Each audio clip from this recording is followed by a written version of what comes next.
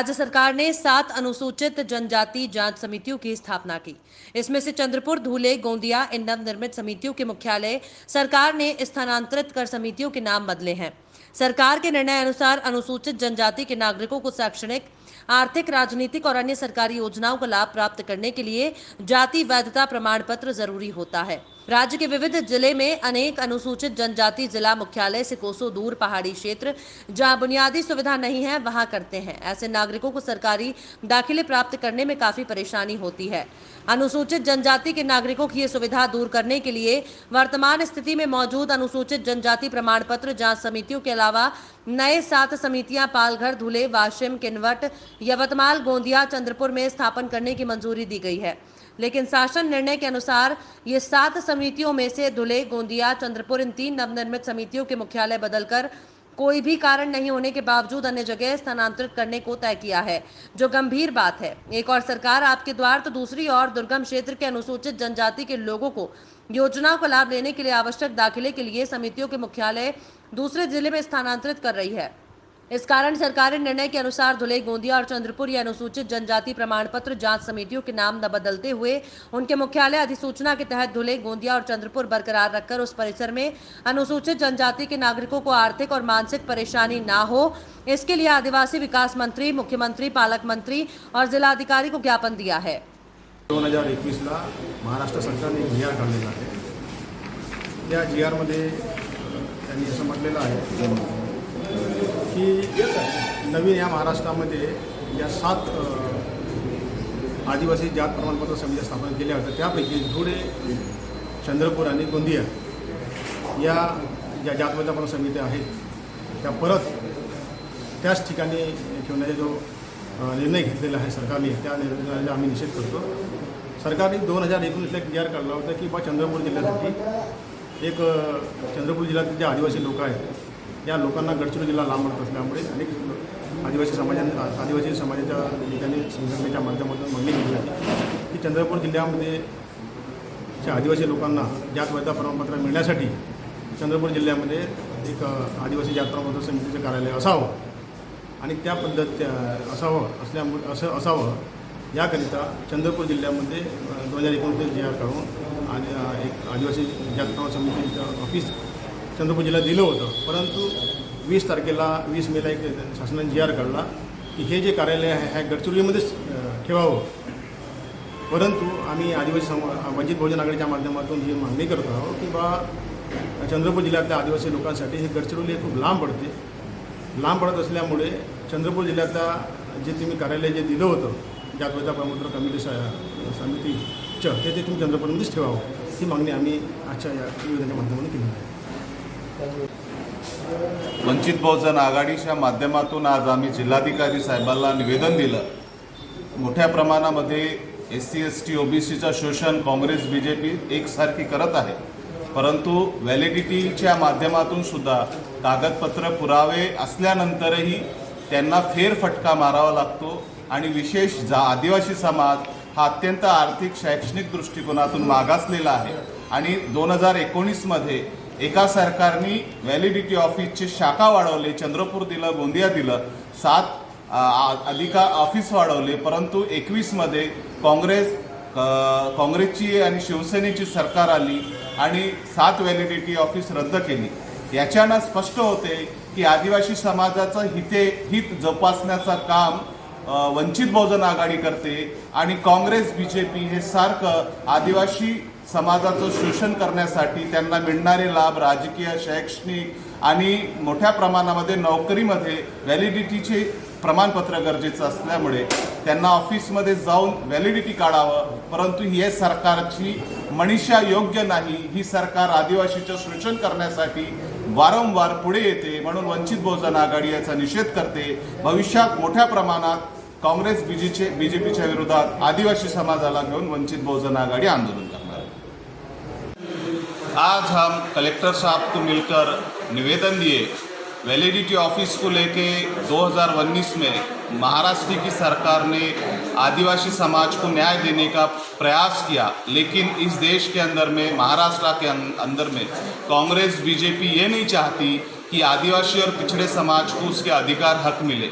शिक्षा, नौकरी और इलेक्शन में आदिवासी समाज वैलिडिटी के माध्यम से उसका खोया वाला अधिकार संवैधानिक अधिकार के माध्यम से मिले, इसकी मनीषा पे पानी फेरने का काम बार बार महाराष्ट्र की सरकार कर रही है। 2019 में वैलिडिटी के ऑफिस 7 बढ़ाकर आदिवासियों को लॉलीपॉप देने का काम की, लेकिन 21 आते आते वैलिडिटी के ऑफिस रद्द करके आदिवासी समाज को शिक्षा, नौकरी और राजकारण में आने से रोकने का काम कांग्रेस बीजेपी सरकार बार बार कर रही है। इसका निषेध बोल के वंचित बहुजन आघाड़ी कलेक्टर साहब को निवेदन दी, महाराष्ट्र के मुख्यमंत्री को अवगत कराती है कि आप वैलिडिटी के ऑफिस बढ़ाए, जो कि आर्थिक और सामाजिक शैक्षणिक तौर पर आदिवासी समाज आज भी पिछड़ा है और वैलिडिटी के माध्यम से उन्हें बहुत सारे फैसिलिटी मिलते हैं, लेकिन उसे रोकने का काम बार बार कांग्रेस बीजेपी सरकार कर रही है। बाबा साहेब आम्बेडकर के मार्गदर्शन में अरविंद सांदेकर जी के नेतृत्व में आदिवासी नेता अरविंद सांदेकर जी के नेतृत्व में चंद्रपुर जिले में हम जल्द ही आदिवासी समाज को लेके कांग्रेस और भाजपा के खिलाफ तीव्र निदर्शन मोर्चा करेंगे और आदिवासी समाज का जो खोया हुआ वैलिडिटी ऑफिस चंद्रपुर से चोरा गया उसे हम जल्द से जल्द चंद्रपुर में लाने का प्रयास पालक मंत्री, मुख्यमंत्री और जिला अधिकारी साहब से निवेदन के माध्यम से करते हैं। गरीबों के लिए शुरू होने वाली घर घर राशन योजना को केंद्र सरकार द्वारा रोके जाने पर केजरीवाल ने रविवार को एक प्रेस कॉन्फ्रेंस की, जिसमें उन्होंने इस योजना को रोकने पर केंद्र के खिलाफ कई सवाल उठाए हैं। उन्होंने अपने कॉन्फ्रेंस में कहा कि अगले हफ्ते से घर घर राशन पहुंचाने का काम शुरू होने वाला था, सारी तैयारी हो गई थी और अचानक आपने 2 दिन पहले इसे क्यों रोक दिया। ये कह के इसे खारिज किया गया कि हमने केंद्र सरकार से इसकी मंजूरी नहीं ली। हमने 1 बार नहीं 5 बार आपकी मंजूरी ली। कानून को किसी मंजूरी की ज़रूरत नहीं है। राशन की होम डिलीवरी क्यों नहीं होनी चाहिए। आप राशन माफिया के साथ खड़े होंगे तो गरीबों के साथ कौन खड़ा होगा। उन 70 लाख गरीबों का क्या होगा जिनका राशन ये राशन माफिया चोरी कर लेते हैं। उन्होंने आगे कहा कि इस देश में अगर स्मार्टफोन से पिज्ज़ा की डिलीवरी हो सकती है तो राशन की क्यों नहीं। आपको राशन माफिया से क्या हमदर्दी है प्रधानमंत्री सर। उन गरीबों की कौन सुनेगा। केंद्र ने कोर्ट में हमारी योजना के खिलाफ आपत्ति नहीं की तो अब खारिज क्यों किया जा रहा है। लोग बाहर नहीं जाना चाहते, इसलिए हम घर घर राशन भेजना चाहते हैं। आपको नमस्कार, सादर प्रणाम। आज मैं बेहद व्यथित हूँ और मैं सीधे आपसे बात करना चाहता हूँ। अगर मुझसे कोई हिमाकत हो जाए, कोई भूल हो जाए तो मुझे माफ़ कर दीजिएगा। दिल्ली में अगले हफ्ते से घर घर राशन पहुंचाने का काम शुरू होने वाला था। मतलब अब एक गरीब आदमी को राशन लेने राशन की दुकान पे धक्के नहीं खाने पड़ते, बल्कि सरकार बढ़िया तरीके से अच्छे राशन पैक करके उसके घर भिजवाती। सारी तैयारी हो चुकी थी, टेंडर हो चुके थे, सारी तैयारी हो चुकी थी। बस अगले हफ्ते से ये शुरू होने वाला था। ये क्रांतिकारी कदम होने वाला था और अचानक आपने 2 दिन पहले इसको रोक दिया। क्यों सर, आपने ऐसा क्यों किया। पिछले 75 साल से इस देश की गरीब जनता राशन माफिया का शिकार होती आई है। पिछले 75 सालों से हर महीने फाइलों में जनता के नाम का राशन जारी होता है पर उनको मिलता नहीं है। अधिकांश राशन चोरी हो जाता है। ये राशन माफिया बहुत ताकतवर है सर, बहुत ताकतवर। आज से 17 साल पहले मैंने इस माफिया के खिलाफ आवाज उठाई थी, इस माफिया को ललकारने की हिम्मत की थी। तब मैं दिल्ली की झुग्गियों में, एक एनजीओ में काम किया करता था। उन झुग्गियों में गरीबों को उनका राशन नहीं मिलता था, उनका राशन चोरी हो जाता था। तब हमने हिम्मत की गरीब लोगों को उनका राशन दिलवाने की। नतीजन हम पर 7 बार खतरनाक हमले हुए और एक बार तो इन लोगों ने हमारी एक बहन का गला काट दिया, लेकिन भगवान के दया से वो बच गई उस वक्त। तब मैंने कसम खाई थी कि इस व्यवस्था को अपने जीवन में कभी ना कभी जरूर ठीक करूंगा।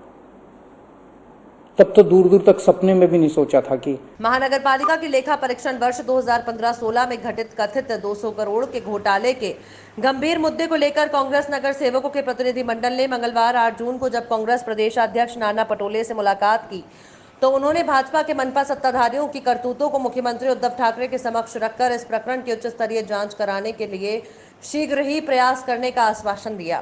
साथ ही नगर सेवकों को आश्वस्त भी किया कि भाजपा संचालित मनपा के अन्य वर्षों के कार्यकाल में घटित तमाम घोटाले की भी जांच करवाने के लिए मुख्यमंत्री से अनुरोध किया जाएगा।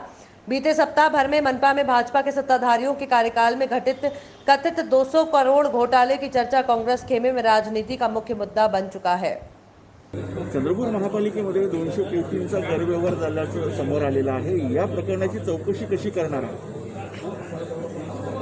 आजच माननीय पालकमंत्री महोदयांना आणि मला या ठिकाणी भाजपच्या नगरसेवकांकडून काँग्रेसच्या नगरसेवकांकडून तक्रार प्राप्त झालेली आहे आणि या तक्रारीला गांभीर्याने आम्ही घेतलेला आहे। जी काही वस्तुस्थिती त्या ठिकाणी पाहण्यात आलेली आहे की खरंच त्या ठिकाणी भ्रष्टाचार झालेला आहे, गंभीर भ्रष्टाचार त्या ठिकाणी झालेला आहे, हे त्या ठिकाणी स्पष्ट झालेलं आहे। तातडीनं याच्यावरची एक समिती बनवून चौकशी समिती बनवून कारवाई करण्याच्या बाबतचे शासनाकडून आदेश दिले जातील आणि हा भ्रष्टाचार उघडकीस आणला जाईल। अजित पवारांना महाराष्ट्र प्रदेश कांग्रेस कमेटी के महाराष्ट्र प्रदेश अध्यक्ष नाना भाऊ पटोले के प्रथम आगमन के अवसर पर उन्होंने चंद्रपुर शहर कांग्रेस कमेटी के अध्यक्ष रितेश उर्फ रामू तिवारी के कार्यालय गिरनार चौक चंद्रपुर का दौरा किया। इस मौके पर जिला कांग्रेस कमेटी की मुख्य पदाधिकारी, महिला कांग्रेस, सभी फ्रंट संगठनों के अध्यक्ष ने मां नाना भाऊ पटोले का पुष्प देकर स्वागत किया। इस अवसर पर ओबीसी विभाग के जिला अध्यक्ष प्राचार्य नरेंद्र बोबडे ने चंद्रपुर नगर जिला कांग्रेस कमेटी द्वारा किए गए कार्यों की रिपोर्ट प्रस्तुत की। नाना भाऊ के समक्ष छात्रवृत्ति आदि की मांगे प्रस्तुत की गई और एक वक्तव्य दिया गया। इस समय विजय भाऊ वरेठीवार, विधायक अभिजीत वंजारी मौजूद थे। 3000 सॅनिटायझरचं नुकतंच आम्ही वाटप सुद्धा केलेले आहे। दिनांक 5 जून 2021 रोजी जागतिक पर्यावरण दिनानिमित्त तसेच आपला वाढदिवस होता, या दोन्ही औचित्य साधून आम्ही ठिकठिकाणी चंद्रपूर शहरामध्ये वृक्षारोपण सुद्धा केलेलं आहे। चंद्रपुर जिला दौरे पर आए कांग्रेस प्रदेशाध्यक्ष नाना पटोले ने विशेष समय निकालकर राष्ट्रीय ओबीसी महासंघ की ओर से आयोजित बैठक में ओबीसी के विविध विषय पर मंगलवार को विस्तृत चर्चा की। इस समय ओबीसी को राजनीतिक आरक्षण और पदोन्नति में आरक्षण न मिलने के लिए बीजेपी को जिम्मेदार ठहराया। इसके पूर्व केंद्र और राज्य में सत्ता रहते समय भाजपा ने ओबीसी के मांगों की ओर अनदेखी की है। ओबीसी की जातिवार जनगणना करना केंद्र अंतर्गत है, लेकिन केंद्र सरकार इस ओर अनदेखी कर रही है। इस समय राष्ट्रीय ओबीसी महासंघ के राष्ट्रीय अध्यक्ष डॉक्टर अशोक जीवतोड़े और महासचिव सचिन राजुरकर के हाथों विधायक नाना पटोले का सत्कार किया गया। राष्ट्रीय ओबीसी महासंघ ने स्थानीय स्वराज्य संस्था के खतरे में आए ओबीसी का राजनीतिक आरक्षण अबाधित रखने राज्य सरकार कोर्ट के निर्णय अनुसार कार्यवाही करे, अन्य पिछड़ा वर्गीय अधिकारी कर्मचारी को पदोन्नति में आरक्षण लागू करें और ओबीसी की जातिवार जनगणना करने संबंध में ज्ञापन दिया। राष्ट्रीय ओबीसी महासंघ मांगों की ओर ध्यान देकर प्रत्येक विषय पर विस्तृत चर्चा की गई। सर्वदलीय ओबीसी राजनीतिक नेताओं की आम समिति बैठक दिनांक 9 जून को चंद्रपुर जिला केंद्रीय सहकारी बैंक चंद्रपुर के सभागार में संपन्न हुई। इस बार जैसा कि हाल ही में सुप्रीम कोर्ट के फैसले से स्थानीय निकायों में ओबीसी के राजनीतिक आरक्षण को खतरा निर्माण हुआ है, जिले के सभी ओबीसी राजनीतिक नेताओं ने एक साथ आकर ओबीसी के राजनीतिक और समग्र आरक्षण के लिए एल्गार का आह्वान किया। इस अवसर पर ओबीसी के राष्ट्रीय महासंघ के राष्ट्रीय अध्यक्ष डॉक्टर बबनराव तायवड़े को जिला सेंट्रल बैंक के अध्यक्ष संतोष सिंह रावत, निदेशक रवि शिंदे, संदीप गड्डमवार, डॉक्टर विजय देवतले ने सम्मानित किया। इस समय राष्ट्रीय ओबीसी महासंघ के राष्ट्रीय अध्यक्ष डॉक्टर बबनराव तायवड़े, राष्ट्रीय समन्वयक डॉक्टर अशोक जिवतोड़े, बबनराव फंड महासचिव सचिन राजुरकर, पूर्व विधायक सुदर्शन निमकर, दिनेश चोखरे, जिला परिषद के पूर्व अध्यक्ष देवराव भोंगले, जिला परिषद के पूर्व अध्यक्ष डॉक्टर सतीश वाजुरकर, डॉक्टर सुरेश महाकुलकर, प्रकाश देवतले, अविनाश पाल, सुधाकर रोहनकर, अनिल शिंदे आदि अनेक राजनीतिक नेता की उपस्थिति थी। 4 मार्च 2021 को सुप्रीम कोर्ट ने कहा कि विकास कृष्णराव गवली बनाम महाराष्ट्र सरकार इस मामले के परिणाम के अनुसार अकोला, वाशिम, गोंदिया, नागपुर, धुले और नंदुरबार जिलों में जिला परिषदों और पंचायत समितियों में ओबीसी का आरक्षण रद्द कर दिया गया था। इस संबंध में राज्य सरकार की पुनर्विचार याचिका को भी सुप्रीम कोर्ट ने मंजूर कर लिया था, जो 28 मई को खारिज कर दी। इसका सभी जिलों में स्थानीय निकायों में ओबीसी आरक्षण कर दूरगामी प्रभाव पड़ेगा। हालांकि किसी भी मामले में स्थानीय स्वराज्य निकाय में आरक्षण अपरिवर्तित रहना चाहिए। राज्य सरकार को इस पर ध्यान देना चाहिए। केंद्र सरकार द्वारा ओबीसी के 27% राजनीतिक आरक्षण को अबाधित रखना चाहिए।